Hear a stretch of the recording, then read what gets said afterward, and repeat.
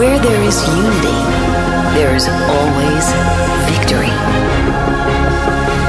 Consistency is power. Let's make the world ours.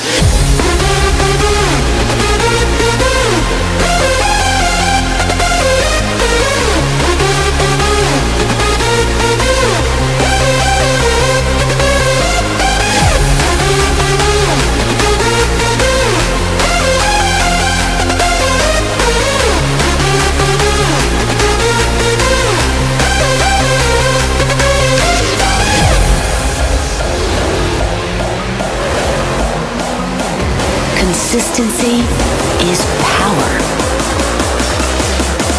Let's make the world ours.